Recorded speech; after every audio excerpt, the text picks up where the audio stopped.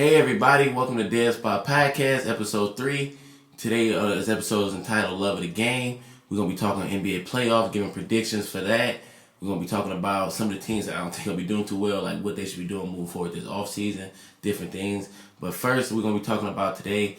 I felt it was only right to start with the WNBA. Today was, not today, this week, they started back their season. On Friday was the first day of the season. And I wanted to just talk about women's sports because to me, a lot of people talk about, I love the game of basketball. I'm a basketball purist. And I asked the question, could you really say you love the game of basketball and you don't respect women's basketball? I don't know if that really goes hand in hand. Like, it's one thing to say, I'm a fan of the NBA or this and that, but to say you love the game of basketball is a completely different thing to me. And you can't disrespect women's basketball and love it because it's too good of a sport. Like, it's too good of a, they came so far. It's so many good players. It's so many good storylines. You know, everybody talk about, the players aren't that good or this and that. There's that many storylines. Like, those are just false narratives to me because you look at it, first day of the season was on Friday and you had baby GOAT Sabrina Ionescu, first game back off of injury last year. She had 25, 11 assists, 6 rebounds, and hit the game winner from the left wing. Then you come back later in the day, you had the Phoenix Mercury playing the Minnesota Lynx, back and forth game, all game. And at the end of the game, big GOAT, Diana Taurasi hit a game-winning 3 from the right wing. So, like, that was already action-packed on just day one. You look at it, the storylines, there's plenty of storylines out there for the season. You got Candace Parker, one of the greatest players WNBA history, leaving the Sparks after winning them a ring, Finals MVP, regular season MVP, Defensive Player of the Year, multiple first team All NBA, WNBAs and all defensive WNBA, multiple All-Star games, Rookie of the Year, just all of these different awards. And then she left to go back home to play for Chicago Sky. So they got a big win on Saturday in their first game. So can she lift them up or can make them a contender? We'll see like what she still got left in the tank. Second season for the Big Three out in Phoenix. You got Diana Taurasi, Skylar Diggins, Brittany Griner. Can they put it together and make a title run? Asia Wilson out in Vegas, the reigning MVP of last season. They made it to the championship, but once they got there, wasn't really that competitive. So what can they do this season to get over that hump? I mean, it's all type of things. Who's the best player in WNBA right now? A lot of people probably, since Maya Moore is still out, you would probably say Della Don. But I mean, when you look at it, I don't really know if you could have a conversation for best women's basketball player without talking about Breanna Stewart. Like, I mean, all she does is win championships from college. I mean, she's the reigning champion right now, Finals MVP, her and Sue Bird. So, you know, they're a really tough team. They got a lot of good players. So can they repeat? They looking like the best team to me. So, I mean, off the bat, they come in and get a win. Breanna Stewart go for 28 and 13, picking up right where she left off.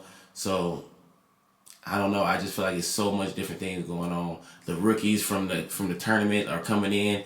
What are they going to be able to contribute? You know, Ari McDonald and the big girl from Texas. She was the number 1 pick in the draft. What can they bring to the table as far as from jump, like from start? And then also, if you just talking women's basketball in general, like the NCAA tournament was crazy this year. Like, in my opinion, the women's tournament was better than the men's tournament this year.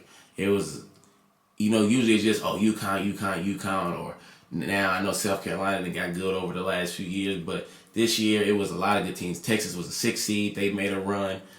You had the girl Jordan from Texas A&M. She hit a crazy game winner. She hit that game winner. I jumped up on my fireplace. I was pumped. I was into it. Ari McDonald, when she hit a 3 and then posed for the camera, like, I was all into it. I was turned up, excited.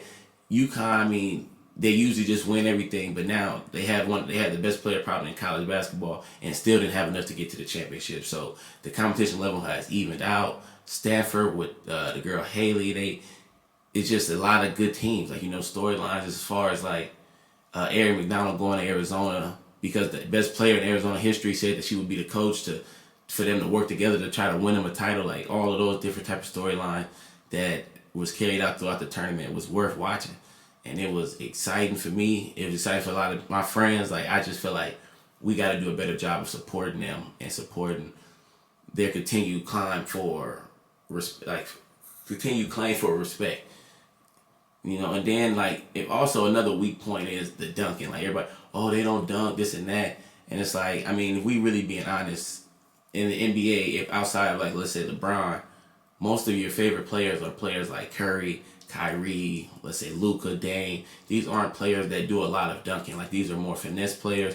They shoot threes, they got pull up jumpers and all of this type of stuff. So the way the league is moving towards more of a finesse and 3-point shooting game. So everybody's talking about dunking is kind of irrelevant.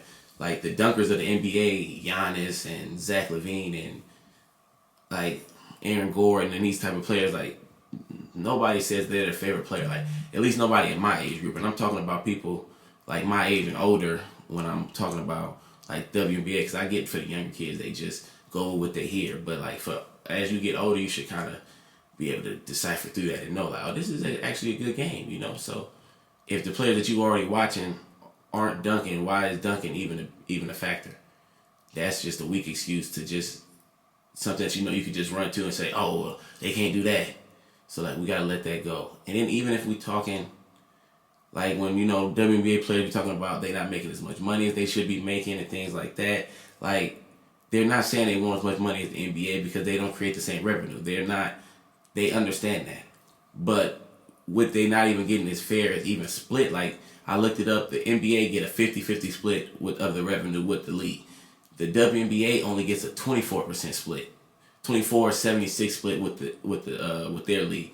That's not right. So it's already right there, if you double and give them the right equal 50-50 split, that right there doubles their revenue and helps double their salary. Then, I mean, these big corporations that are, all over the summer talking about support the WNBA and this and that, I feel like it's a lot of fluff, and it's kind of like the Black Lives Matter movement a lot, where it's oh, we could post these signs or we could write it on our wall, but where's the money behind it? Where's to show that you actually care about what you're saying here and not just talking, because the WNBA players, to me, they're doing their part. They're active on social media, they're interacting with their fans, they're doing all they can to keep bringing awareness to their game, so they need the sponsors and things like that to support them and back them. That's why people comments Draymond Green comments about the WNBA, and his comments was that's why people took that so bad, because it's you wasn't necessarily wrong, but it was just the fact that you're tagging WNBA players they don't already know that they're being mistreated. Tag these corporations that can help them, not them, and make it look like they're not doing their part. And somehow some fans they not gonna really read what you say. They just gonna say he tagged these players. Oh, see, so even Draymond Green don't think the WNBA players are doing enough to make the money, and that might not have been what you said, but that's how it came across. So, and you're a player me. I'm just here giving my opinion. I don't have access to talk to a Candace Parker or Diana Taurasi and kind of just get their insight on what's really going on, but Draymond Green, he's the person that does. He'd have been on TNT with Candace Parker. I'm sure he has her number and can call and sit down with some players and kind of really be educated on the situation to actually help. And I feel that's called for and that's needed with our women. This summer, they pretty much led the way as far as social justice, as far as the athletes go. And a lot of NBA players were talking about how they were communicating with the WNBA and things like that about the situations, because they had would it seem a little bit better handle on things. So it's for me to look at it and say, okay, you could call them when it's time when you need them or things like that, or when they could be helpful to you, but when it's time to speak out about something that's hurting them, you can't extend that same reach out. I call bullshit on that. I just feel that's wrong, and I feel as somebody with a platform like a Draymond Green, and it's more players, not just singling him out, but these are just somebody that's been talked about lately. He has the voice, and he uses his voice to talk about different things. So I just wish he could sit down and get educated on the manner more, so that when he does use his voice, it's helpful, not hurtful towards the cause. Because I really don't think he was maliciously trying to go against women or go against women's basketball. I just feel he just don't have all the answers needed to talk about the subject. And and me personally, I don't have all the answers myself. So hopefully, sometime in the next coming weeks or months, I could get some people that know a little bit more. I know a lot of former women basketball players and things like that I'm sure have took the time to educate themselves more on this topic than I have. And I would love to have you in on Dead Spot. So if you're seeing this and you want to reach out, we could have a whole conversation. We could have a whole episode just based around women's basketball if that's what you want to do. So reach out to me. We could definitely make that happen. I look forward to continuing these conversations and continue to be an advocate and a helping hand and supporting in the movement of women's basketball. Not just on the WNBA level, but college, high school. Like, it's a lot of good talent out here, and hey, I want to use my little platform to help support it. But in the meantime, before we could get into more of those conversations as we get people in over the weeks, I think it's a good time now to transition into the NBA, into the playoffs. The playoffs start this week. We got the play-in tournament starting, I think, Tuesday. So it's exciting. NBA, that's my favorite sport. Basketball in general, I just love it. So let's get into it. For the play-in, we have the Eastern Conference. I don't think, honestly, the Eastern Conference play-in, I don't think it really matters that much, whether it's Boston get the 7th seed or they lose to Washington and get the 8 and Washington go 7, or if one of them other two teams, Indiana or Hornets, find a way. I just feel like any two of those teams is not going to make it past the first round this year. But what I will say about the East is it's set up perfectly for the Philadelphia 76ers. They get to play one of these teams that have been struggling all year. Either you get the Celtics without Jaylen Brown, or you get Washington. And they've been high with Russell and Beal, but they don't really have too much after that. That should scare a team like the Sixers. So for me this year, I feel like the Sixers should be going all the way to the Eastern Conference Finals. Spoiler alert. I'm not the biggest fan of the Sixers. I don't feel like they built their team that good. I don't think Joel Embiid and Ben Simmons coexist well, but that's just my opinion. So I've been on the trade Ben Simmons bandwagon for a couple of years now, but we'll see. They have it set up. They play one of these teams that's kind of not on their level, and then the second round, with them being able to avoid Brooklyn and Milwaukee, they're gonna either run into the Atlanta Hawks or the New York Knicks. And those are two good up and coming teams, but they shouldn't be able to beat the Sixers. Now, if the Sixers lose to the Knicks or Atlanta, I feel like there's no argument for Ben Simmons not getting traded and them starting over, trying to get Embiid a new running mate. I just don't even see how that's possible. So they better at least make the Eastern Conference Final, or else I'm gonna light them up on here for sure. Because there's no way you lose to one of those teams and you're supposed to be a contender. Moving along, we have the Brooklyn Nets. The Brooklyn Nets, like I said, so whoever they play, either Boston or the Wizards, I feel like they should be able to take care of either one of them. I think it's probably be Boston. If it's Boston, I think, Boston to me just been the most disappointing team all season. They've been struggling. They didn't do the things they need to do at the trade deadline to actually compete. And now obviously Jaylen Brown out, so this should be a pretty easy series. I would think this would go 4-1. Honestly, I don't think Boston had much of a shot. I could see the Nets winning the first 3 games, and then Tatum going off in Game 4 for 40 or something like that, and they find a way to get a win on a close one. But then Game 5 they get blew out. I just don't see them having enough firepower and the only thing that you really could beat the Nets with, you think, would be big play, because they're not that strong down low, but they don't even really have that. They didn't go get it, so they don't have enough, and they don't have enough perimeter scoring to compete. So yeah, I just see Tatum having a big game, possibly Game 3, but more like Game 4, and getting them one win, but they probably going home early this year. I just can't see it being no other way. Moving on, we got the Milwaukee Bucks playing my Miami Heat. For people that know me, they know I'm a Heat fan. I'm disappointed in my Heat. We didn't get the 5th seed. I was hoping we could really get that. I really felt we had a good chance of upsetting the Sixers in the second round and getting back to the conference finals. But, we failed the 6th, so now we kind of in a rut. We kind of in a tough place. We got to play Milwaukee.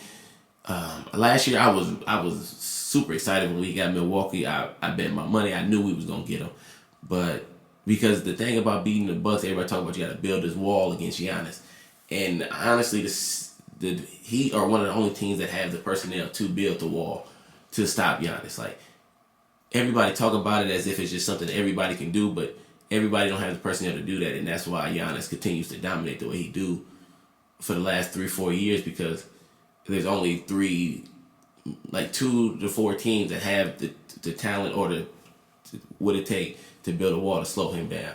So I feel like Miami do got that. So I feel like they would have a shot, but I feel like Drew Holiday is the difference maker. Like with him coming and making it where Middleton isn't the only like main perimeter scorer, like him bringing that extra little firepower, that I think give them the slight edge. Just because Middleton to me isn't somebody that you could just trust alone like over the course of a series. Like I feel like in any series he gonna have a game or two where he's just off or he's just struggling. So and against a team like the Heat that play hard every single game, them 1 or 2 struggles could cost you the series.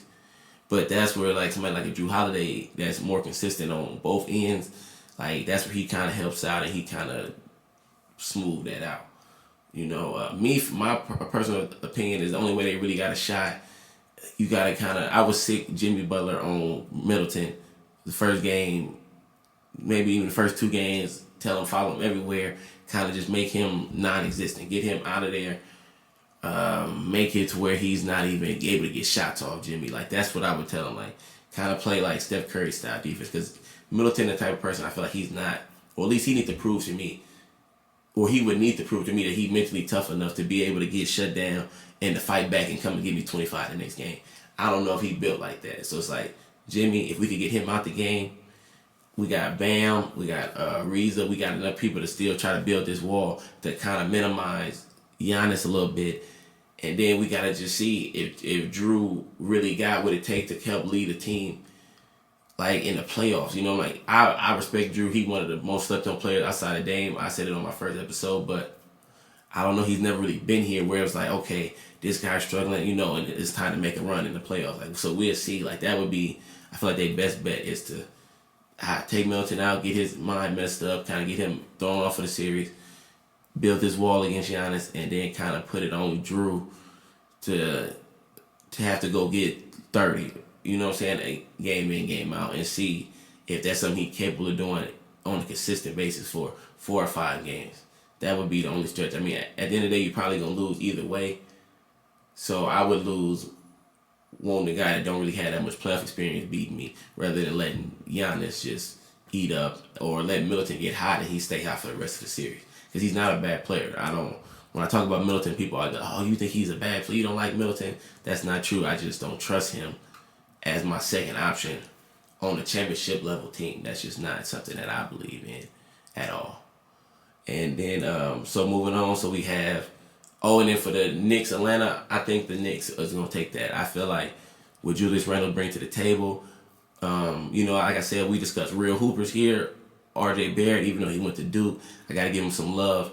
He been hooping this year. He been hooping. He been a big part of what the Knicks been doing. You know, a lot of times the NBA, like they like to run with narratives of, oh, this player isn't that good, or if he didn't have really a good year, if it was like he hit a hard patch, like they get all of these stigmas and then kind of just stick with them. Kind of like Andrew Wiggins, how he just got this stigma of not playing hard. So even though he had a great season, nobody's really like giving him his credit outside of the Bay. That's kind of what I feel like RJ Barrett fell into that category, and he playing a lot better. He's shooting a lot better this year. He's taking better shots. You know, my biggest knock on him at Duke was he took a lot of bad shots, like a lot of contested shots. He made life a lot harder for himself than it had to be, as good as he is. So I think he kind of slowed down, and having Randall be like the for sure best player, like the for sure alpha dog, kind of I think helped him accept the role he needed to play. So I feel like the Knicks will be able to get that done. And like I said, the Sixers, it shouldn't be too much of a series with the Knicks. Like the Knicks play hard, so I can give them a game or two. But if the Sixers are really contenders, they should get rid of the Knicks pretty easily, honestly. And then the last series we have Milwaukee and the Nets. that's a tough series. Like, it's actually tougher than I thought it was gonna be. Let's say a month and a half ago. But when you're talking about building this wall against Giannis, the Nets do not have the personnel to build the wall. They don't have what it would take to do that. So I see Giannis going crazy every game. I see Giannis. He should be over 30 and 12 every game, like 35 and 14. Like, I could just see him going off. They don't have what it takes, and KD coming off the injuries kind of look like his athleticism not all the way back yet. Like, so I don't see him being able to stick Giannis at all. Like, I don't see that being able to be able to work for him. So Giannis is gonna go off, but I just really don't know if the Bucks have enough scoring to consistently score with the Nets. And I do feel like James Harden is coming back. I think they're gonna be healthy. I gotta just go off what I'm seeing, and I know James Harden is a gamer. He usually plays most of the games, so I think they'll be healthy. If somebody get hurt, like, we'll come back and have a different conversation. But until then, if they're healthy, I don't feel like Milwaukee can score enough. You're gonna have to score 130 to 135 points a night to beat this team. They have too much firepower. They have probably the three best one-on-one players in the game. These three, and then you obviously can throw in Steph in there, or Dame as the top 5 players. But they have 3 of the top 5 one-on-one players in basketball. I don't see how. In the Bucks had a good defense. Like, I got Drew and Giannis both first team on my list, but I just don't see it being enough. I don't see it. Like, you would have to have all 3 of them playing. Giannis would have to putting up numbers. Middleton will have to be averaging over 25, and so is Drew. Like, they gonna have to all come together and have a hell of a series for them to even have a shot to get past the Nets. I just don't see it, unless some type of injury happen. But in the net, they also picked up the dude Mike James from overseas. Like, he's special. Nobody really talk about him. They got a bunch of good, like, pieces. Like, Blake been playing good. Like, Blake, just because he was on a bad team, they acting like he was washed, but he obviously shown he still got something in the tank. So I feel like it's just too much. I feel like they get past the Bucks and move on. And if it is the Sixers they're waiting on them, I feel like they get rid of them, because the Sixers definitely don't have enough perimeter scoring to compete with them. Being that they had beat and played the Celtics, so they had been and went through Tatum. Now they went through the Bucks. I feel like that was best for them to have to go through the Bucks in the second round instead of the conference finals, because they needed that competition, because they haven't played together that much. So they're gonna need a good series for them to really be able to come together as one and be like, okay, we got what it takes to go win. Because to me, Milwaukee this year is a contender for the championship. If they didn't have to go through the Nets, I think they're the second best team for sure. I think they would have beat the Sixers if the Nets would have got the 1 seed. So for them to be able to beat the Bucks, I feel like that would give them the courage they need to go, and they bounce right. So I do feel like that was a great thing that they fell to. If they can't beat the Bucks, then they wasn't gonna be able to beat whoever coming out the West anyway, and they wasn't gonna win the championship. So it don't matter if you went home in the second round or in the championship, you was gonna lose if you can't beat this team. If you can't pull it together. So I think they got to do it. And then the Sixers, yeah, that's over. Like I said, they don't have enough. It's not gonna do it. I feel like they got through the Bucks. That was the big challenge. They to the finals, for sure. The Brooklyn Nets, if they healthy, it should be kind of a walk once they get past the Bucks. Honestly, no disrespect to Philly, but yeah, it's ugly. Moving now into the West. Now with the West, I feel like the play-in tournament to me is a lot more important over in the West. Like, obviously you got the defending champion LA Lakers in the 7th seed, and you got Steph Curry and the Warriors 8. So I feel like that's a pretty. Obviously that's the matchup everybody wanted to see. So but I do feel like if LeBron is healthy, I do think the Lakers probably get that done. And then, I don't think that the Memphis Grizzlies or the Spurs beat the Warriors. So I think the Lakers get 7, Warriors get 8. Personally, I would like it if the Warriors won and got 7, and the Lakers got 8. Just because, I root for. I like the Suns. Like, I've been a fan of the Suns for the last couple of years. I feel like I've been saying for the last couple of years they're a point guard away, and they get a point guard now. They're second in the West. So I would hate for them, they finally get good, D-Book, finally get his shine, and now first round you got to play the defending champs. That's a terrible prize for getting your first great season. The first two seasons, I think they said 06, 07, like when Nash was winning MVP. So that'd be tough because I do feel like whoever the Lakers get first round, whether it's the Jazz or the Suns, that I think they will win. So unfortunately, I think the Suns is going home first round because I do think the Lakers will win the playing game. So much as I hate to say it, I think they get out of there in like probably 6. I can see the Suns getting 2. Like I feel like D-Book gonna be able to put up points. Chris Paul gonna be able to do what he do to get at least a couple. But all in all, I do feel like this is good for them though. Like this is good for D-Book to see like, okay, this is what it's gonna take. Like this is what the top of our league look like, you know. And CP3 being the leader he is, the motivator he is, I know he gonna be talking and being in their ear like, hey, like you know, you want to be one of the best bigs in the league. Well, there go one of them, you know. Like that's what you got to get to. Like AD is one of the standards. You know, D-Book, you want to be one of the best players in the league. Well, this been the best player in the league for over a decade. So like, if that's what this is what you got to see. Like this is what it's gonna take. This is what the top of the league look like. Like these people are like they like that. So you got to get with it. So like, I feel like that'd be great for their player development to take that loss to the Lakers and then go this summer and just grind and just kind of like know like, okay, I got it. Like I'm good. Like, you know, I'm really good, but I got more to do. So this could also be looked at as a positive depending on how they work the situation. As far as the Jazz and the Warriors, I know a lot of people are saying that they think the Warriors can win, and like you know, you got a player like Steph Curry, man, and especially what he's been doing these last couple months.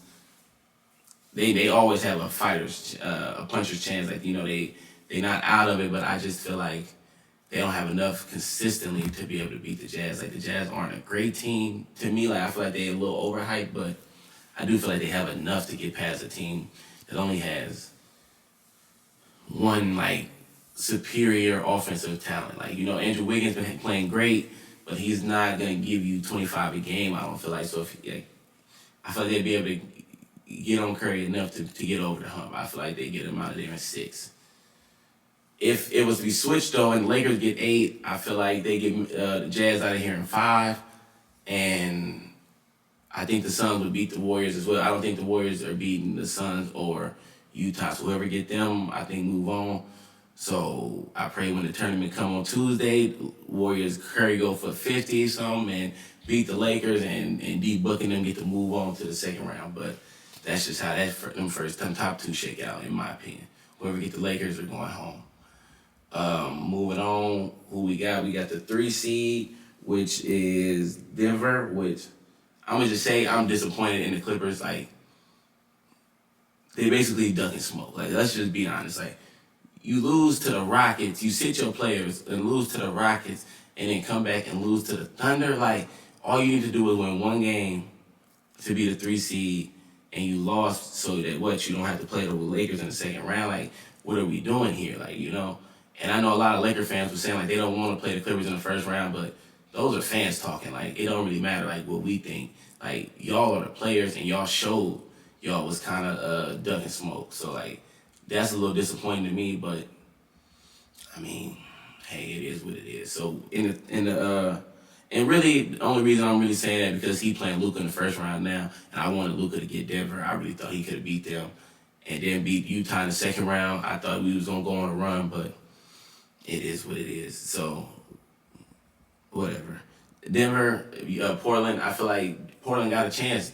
I really do feel like they got a chance to beat Denver because Jamal Murray out. Jamal Murray, huge factor for them. He, they picked up Austin Rivers. They got Monte Morris, so I feel like they'd be okay. But neither one of them is dynamic as Jamal Murray. They don't bring the clutch factor that he brings.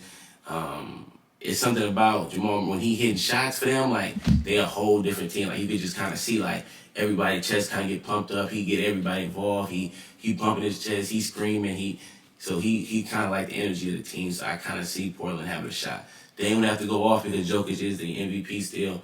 He is still dominant. So I mean, I wouldn't be surprised if Denver won, but this is a tough series for me. I really felt like whoever got Denver between Portland and Dallas had a strong chance of beating them. So, no Jamal Murray. I want to say, I think it goes 7. when Game 7 come, I mean, it's about who got the best player, or not necessarily the best player, but the clutchest player, because a lot of them games are close.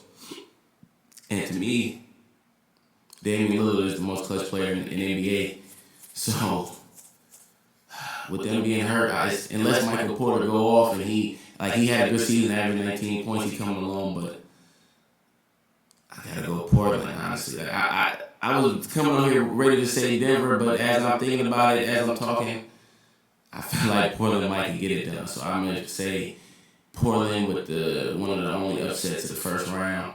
They take down Denver and the MVP, kind of like Dallas when they lost to the Warriors back when Dirk was the MVP. Like, terrible MVP, got to go home first round. But unlike Dirk, I mean, he's one of the best players injured, so it's not saying it's an excuse, but it's that's a good enough reason as to why they lose to a top player like Dame. And they got CJ Nurk playing, he healthy, so it's like, yeah, I just think it might be a little too much for them. Obviously, spoiler, I already gave it up with Dallas and the Clippers. I really wanted Dallas to get Denver. I really felt like Luka could go on the D-Wade back in 06 run, and he could I thought he could at least get to the Western Conference Finals, if not build up that momentum, and see the Clippers in the finals or something. And I feel like they win 2 series, even if they played the Lakers or the Clippers, they would have had 5 chances because Luka is that special after coming off 2 wins. But seeing that they have to play the Clippers first round, Kawhi, PG, for me, I know PG is do or die for him. The Clippers' whole franchise, their whole organization, their whole future is on Paul George this playoff. Because this summer, Kawhi wanted to be a free agent, and I don't think if they don't make a deep playoff run, I don't see how he stays with Paul George. To see what he did with Russ, and to see for him and Nance to be your second year together, he healthy. The last few years he's been hurt. He got hurt right before the playoffs. The last couple of years, I can't say that. So this year he's fully healthy. I just don't see how they don't go far. If they don't, I think Miami would be a good place for Kawhi this summer. I feel like he'd be looking. Pat Riley cleared up enough money. It's there. If the Warriors, if we get Minnesota pick, I'm just looking to trade that, and they got their pick. If I'm the Warriors, I'm packaging. If we get the Minnesota pick at 4, and they also got to keep their pick this year, I'm packaging that with, even though I really like him, maybe a Wiseman or somebody, and we going to get another star level player, and then we gonna I would make a run at Kawhi if I was the Warriors. Why not? I mean, the sell pitch is Steph Curry coming off one of his best seasons. Klay coming back. With you here, Klay don't have to come back right off the bat. He could just work his way back in slowly. And, I mean, call Kevin Durant and ask him what Silicon Valley did for his portfolio. And, you know what I mean? I'm not saying he wasn't already a rich man, but Silicon Valley did him well. So, Kawhi, I mean, the Warriors, the Miami, these are, in my opinion, the 2 best landing spots if the Clippers don't advance far. So, PG, we see what you do. You know what I'm saying? Y'all building a new arena. Let's see if y'all got Kawhi when y'all get there. So, I do think they'll beat Luka. I got to go in 6, 4-2. Luka, I definitely give him a couple games. He's just too special to not go off a couple times at least and get it done. But, yeah, I just don't see the D-Wade run with starting with the Clippers. If it was to end with the Clippers, after he done already got a couple wins under his belt, a couple series wins, then I might have a different tune, but it's just too early for them to have to go through them. They're not there yet, but I think Dallas is coming. Moving on to the second round, so we have the Utah Jazz. Yeah, I had the Utah Jazz get smoked round 2. I didn't care who they was playing, whether it was Dallas, whether it was now it's going to be the Clippers, whether it was the Lakers, whoever they were going to get second round, I didn't think that they had a shot. So I think the Clippers, like I said, if PG is right and he's not on this playoff P-tip, I do feel like they washed them out pretty easy. I don't see Utah having this chance. Against one of these lesser teams like the Warriors where they don't have as much firepower currently, they could get that done. But a team that got multiple different scoring options, multiple different defenders, I don't think that they have a shot. I just don't see. They have to prove me wrong. But okay, moving on, we got Portland and the Lakers. I feel like this looking a lot like how last year looked. Honestly, I just don't feel like Portland. I just don't feel like they have enough for the Lakers.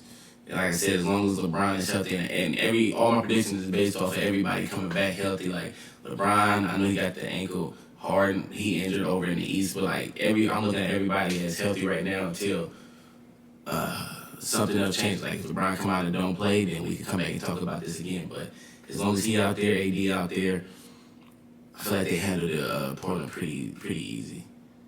I could see Portland getting, trying to be respectful. I give them 2. I go 6 games there. I think they ain't get one of the first 2 just because he's special. Then he'd get one late, like game 4 or something like that. Game 5 maybe. But I don't think they have what it takes for the Lakers, no. And then coming down to what we've been waiting for, what we wanted to get last year, but we didn't because the Clippers choked the battle for LA in the Western Conference Finals. I feel like, this is what everybody wanted. This is what the Clippers lost to get to so they could get them in the conference finals instead of the second round.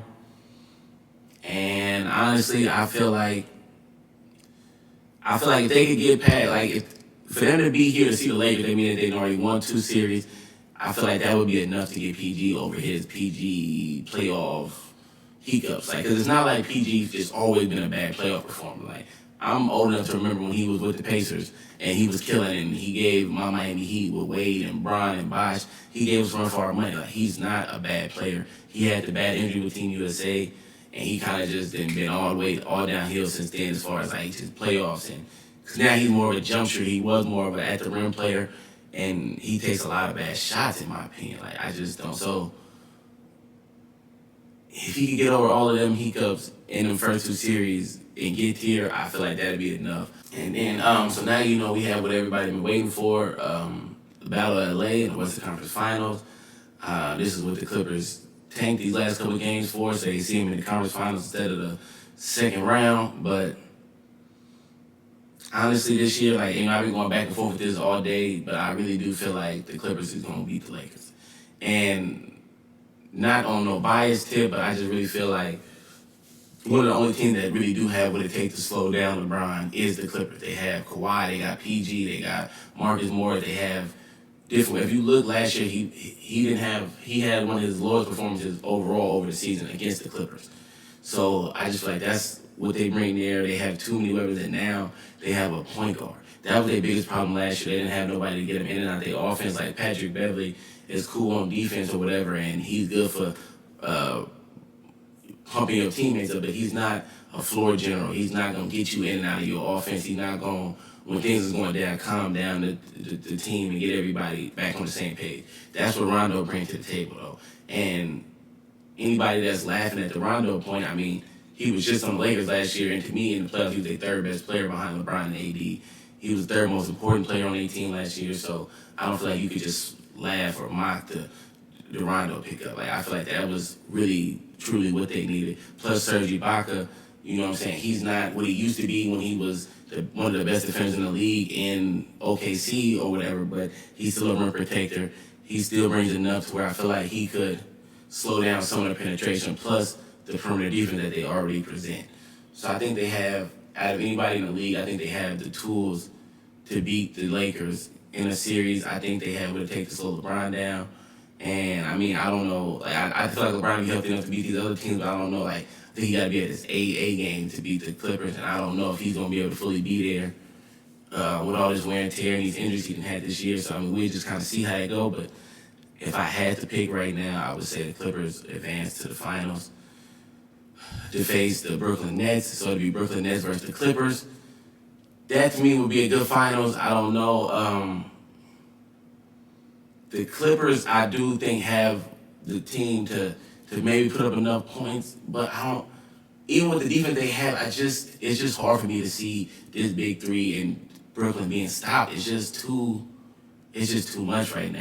And everybody's caught up on that they haven't played together that much and blah blah blah. But this new era, man, these kids, they didn't play together for years. Even Olympics.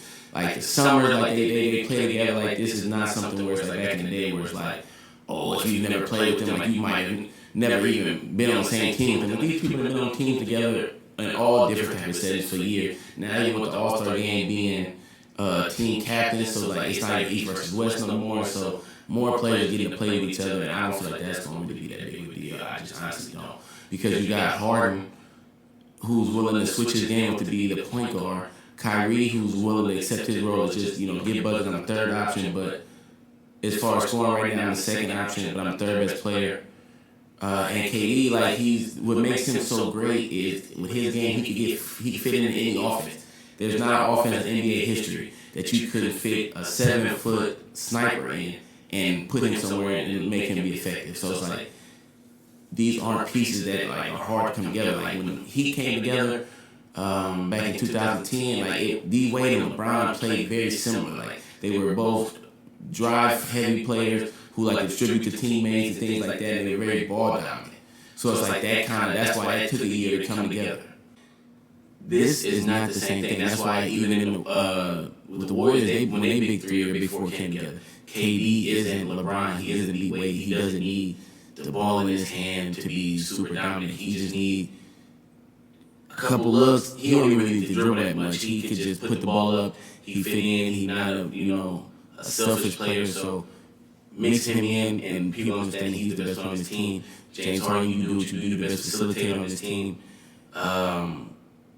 Maybe probably the most important as far as what he brings to the table. And Kyrie, we just need you to come out and get buckets and continue to be the special player you are. And I don't see how they lose. So I just really feel like this is their year. They put it together.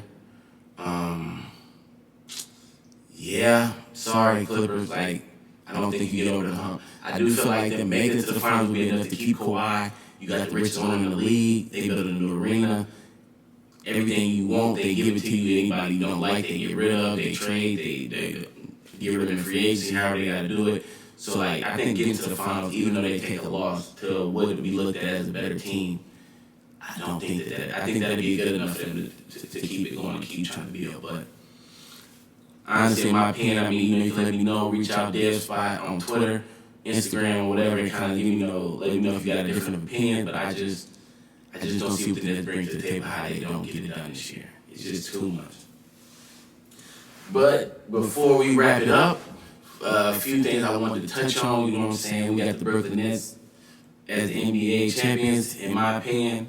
But we have a few people we got to talk about that I feel like been getting the pass for too long. Not players, but front office members. We have the Boston Celtics, who are the most disappointing team in the NBA this year. Let's talk about it. I feel like Danny Ainge must go. Danny Ainge he got to get fired. If they want to keep developing, if they want to keep progressing towards the NBA championship. Danny Ainge, to me, he done some great things. He won a ring back in 2008 with Paul Pierce and KG. That was great. Once he seen KG and Paul Pierce was getting too old, he traded them to the Nets in one of the biggest trade steals that's in all of NBA history. You know what I'm saying? But you didn't turn that into nothing. You went a whole decade without another championship after fleecing them, and you didn't have a chance to get PG, this player. You just keep missing it. You got all these assets and you're just not using them, You just can't keep missing out on player after player. It's just not. And it's then this year, they say, they asked him, do you feel like you're a championship contender? And he said, no, I feel like we need to be to compete for a championship. So, correct me if I'm wrong, but isn't that the job of the GM to build a championship contender? So if you don't feel like your team is where they need to be, and you got these two young stars that's turning into superstar right before our eyes, why would you get to the trade line and not do what you need to do to help your team get there? You had Vucevic out there. It was rumored that Jeremy Grant in Detroit was up for grabs. I feel like I was telling my friends that they could have got them too. I feel like that would have been enough. Obviously, Jaylen Brown, I didn't know he was going to get hurt, but with Tatum and Brown, I feel like that was good enough to move them forward. They didn't get rid of Kemba.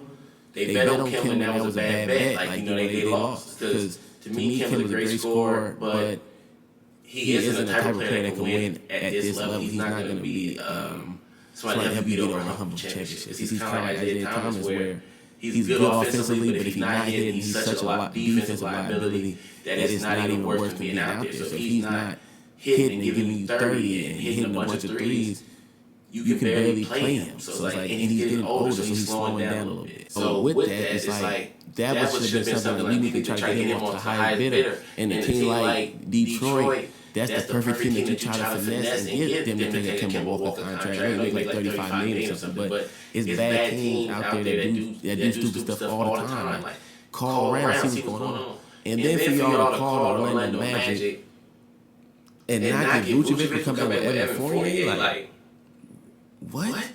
Like Evan Fournier wasn't a bad pickup, but you do not get off the phone with Orlando Magic and not secure the bid, and that's what you needed the most. Like if Evan Fournier was to get thrown into the trade with Vucevic, then that would have been great. But to not get a bid is crazy. And then to see what Chicago gave up for him, like that was nothing. Like Boston got too many assets to not have been able to give that up. So I just feel like I said, they fleeced the Nets. And now look, the Nets actually picked them to win the championship. So it's like, you cannot do a team, like make a team, get a team in a trade 10 years ago, and then that team was able to, Nets went from being the laughing stock of the organization to like KG said in his Hall of Fame speech, I don't think nobody is still in Brooklyn from when I was there. So he didn't win, everybody got fired, he didn't retire and made it to the Hall of Fame, and they didn't came back to being good before the Celtics could get to the finals. That's unacceptable. And I feel like Danny Ainge, just based off his name, is getting away with it, but you can't just keep piling up assets. Like, same thing with St. Preston, OKC, like they got all these assets right now, and they just got them, so that's great. But in 3 or 4 years, 5 years, if you haven't turned them into some high-level players, or if you haven't turned that into a trader for a big-name player for you to be able to make a deep run, it's going to be time to be looking for his job, too. So it's like, I just feel like Danny Ainge, it's time to go. If you want to keep Tatum long-term, if you want to keep Brown long-term, you're going to have to start winning with these guys. And I feel like if not, they're going to get on. Like, this is not an era of, I'm just going to play my whole career here.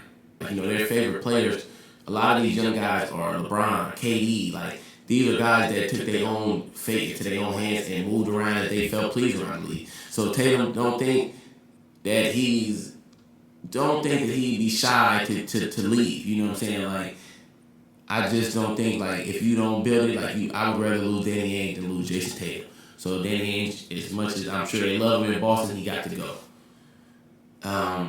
Yeah, another one would be, he lucky. He got lucky. Pat Riley, that's my guy. I'm a Heat fan, but he lucky we made the finals last year, or else he would be going as well, in my opinion, because you had a chance to go get James Harden, the best shooting guard in the NBA, one of the top 5, 6 players in the league.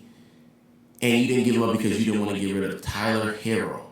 I repeat, they didn't want to give up Tyler Hero for James Harden. If Tyler Hero career, best case scenario, he'll turn out to be half of what James Harden is. That's best case scenario for him. He's not good enough for you to be holding on to him against somebody like a James Harden. So, like, to me, that's a fireable offense. Like, you basically handed the Brooklyn Nets a championship, or at least took yourself out the running for one. You know, like, if they lose to a team, it's going to be a West team, in my opinion. So, you get James Harden and pair him with Jimmy Butler and Bam. And look at what the Nets gave up. They didn't have to give up Joe Harris. They didn't give up their shooter. So, y'all could have kept Duncan more than likely and worked it out with just Hero and had Jimmy, Harden, Duncan, and Bam as your core. Like that's crazy lineup right there. Like, Harden running point, Duncan shooting three, Butler doing him, Bam. Like, oh my God, I be sick thinking about what could have been.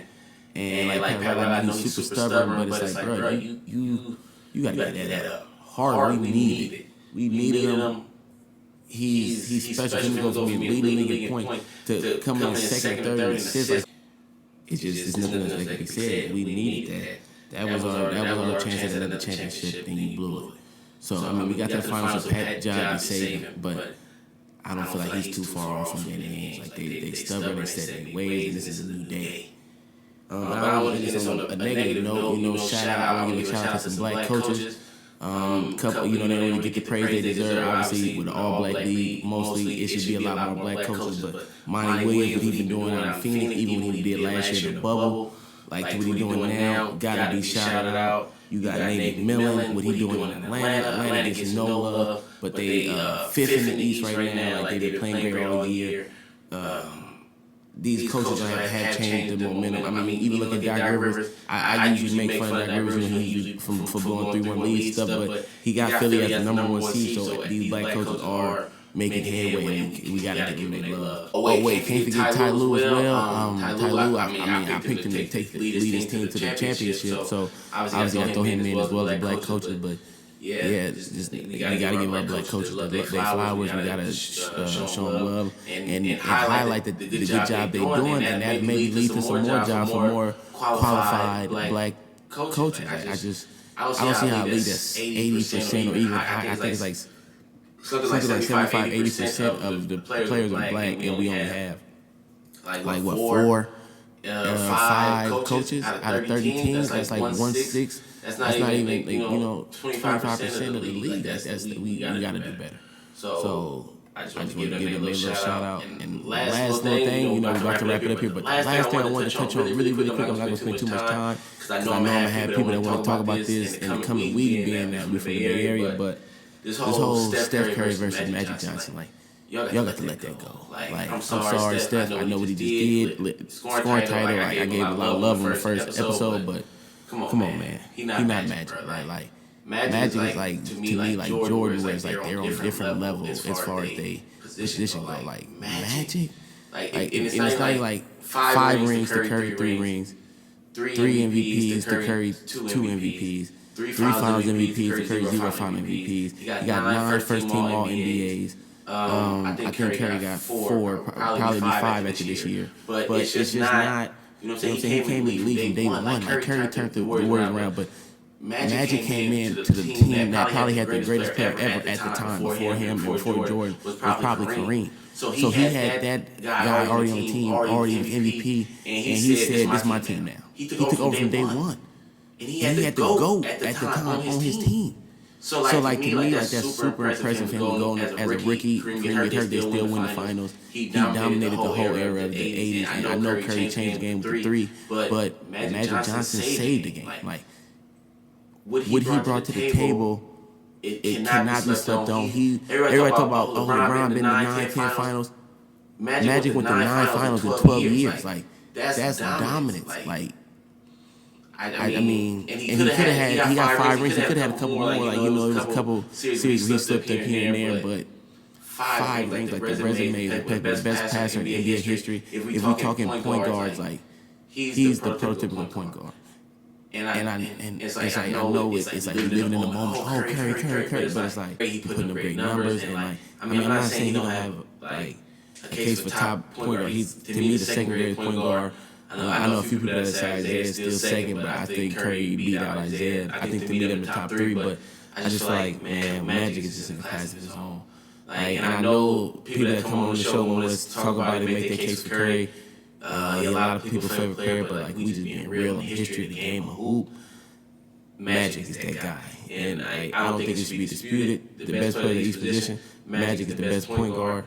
Jordan is the best shooting guard. LeBron is the best small forward. Tim Duncan is the best power forward, and Kareem is the best center in NBA history. I feel like after that, we can have discussions about different teams. One day I'll probably do my all NBA teams for all time history, but I feel like the first team, them 5 players should be a lot. I don't think it should be too much debate. I don't think we should spend too much more time on that. I think that just is what it is. I love to hear what y'all got to say about that, but we'll wrap it up for the day. Thank you everybody that tuned in and stayed with me all day. That joined me. I appreciate it. Tune in next week for episode 4. We'll have a special guest on next week. I really do appreciate you all again. Hope you tune in again next week. Peace.